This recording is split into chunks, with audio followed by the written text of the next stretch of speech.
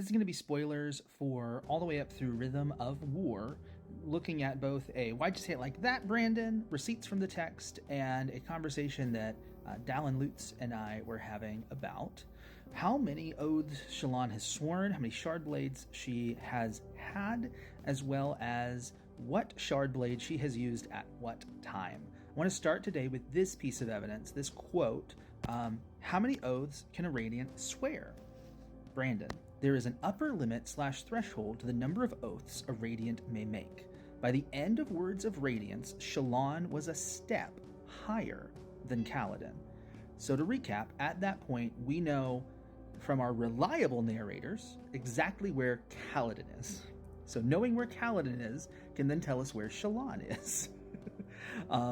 Kaladin has sworn the third ideal of the Windrunners. Now this all gets very confusing. Remember, the first ideal of the Windrunners is the same as the first ideal of every other order. So when we say first ideal of the Windrunners, we don't mean the first ideal specific to the Windrunners, but just the first ideal that the Windrunners swear. Life before death, strength before weakness, journey before pancakes. Destination. Now, the second ideal: I will protect those who can't protect themselves. We know that he swore that at the end of Way of Kings.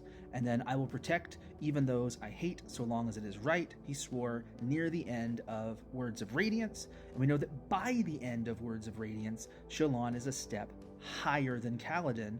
That would mean 4 oaths or 4 truths in combination with the first ideal. So that would be 3 truths being spoken to Pattern, or perhaps her previous spread. And that's where things get very complicated. So let's jump over to some more text. Real quick, a reminder, right here from the very end when Kaladin and Syl are talking, it says, "Syl formed into the blade immediately." "Not 10 heartbeats?" Kaladin asked. "Not when I'm here with you, ready. The delay is primarily something of the dead. They need to be revived each time."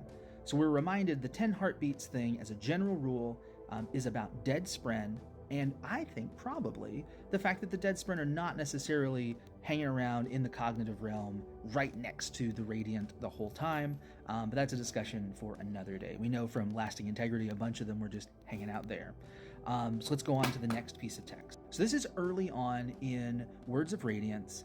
"Fool, a memory rose unbidden. A silvery sword, a pattern of light, truths she could not face. She banished them, squeezing her eyes shut. 10 heartbeats." Now, a couple of things, and another creator recently pointed out, a pattern of light is not what a cryptic should look like. So there is room already, even within the unreliable narrator that Shallan is, that there is in fact a Truth Watcher spren involved in all of this, as well as the cryptic pattern, as well as the cryptic pattern. And I said it like that because we learn in Rhythm of War that Testament was not Testament's original name. When Shallan bonded Testament, her name was Pattern, because as Pattern tells us in Rhythm of War, all cryptics are named Pattern, and it's only humans that give them different names. So they started off with the name Pattern, and they've only added the name Testament now to differentiate them. Okay, so let's continue to look through more text in Words of Radiance. And this is where Tin is beginning to realize that, she's going to have to kill Shallan or tie her up or whatever. Tie this up tight is how she puts it. Kill her. But this is what Shallan says to herself. "Calm. Be calm. 10 heartbeats." But for her, it didn't have to be 10, did it? No, it must be. Time. I need time. So there's 2 pieces here. Shallan is forcing herself to believe that the Shardblade she is bonded to is a fully dead Recreance level Shardblade. We know without any doubts that Recreance level dead Shardblades, that means Shardblade's dead since the Recreance, which is around the time of the False Desolation, which is thousands of years ago.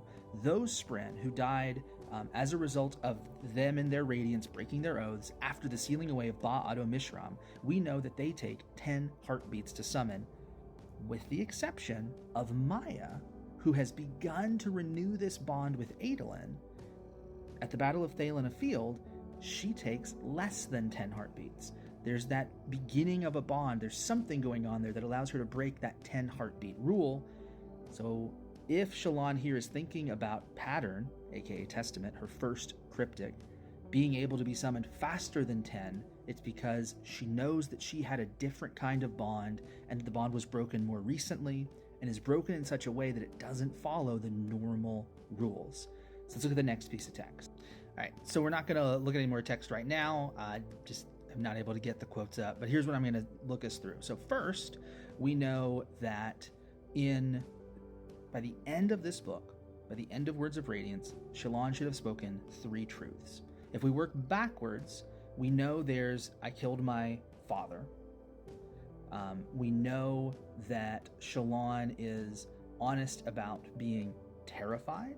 I'm terrified. She says that right before she soul casts for the first time. And then in between those two, and right before she opens the oath gate at Urithiru, she says this next part, a deep truth. There is something wrong with your blade and with all blades. All but mine. Pattern! He formed in her hands the blade she'd used to kill. The hidden soul, Shallan rammed it into the slot, and the weapon vibrated in her hands and glowed. Something deep within the plateau unlocked. Now, a lot of people will point to this and they will say, okay, this has to be Pattern, the new cryptic, because Pattern is a living Spren, Pattern is making a living Shardblade. And I think they're correct. I think that we've got a hidden truth here that's not about Shallan in the same way that the I killed my father, I killed my mother, I'm afraid, those kind of things.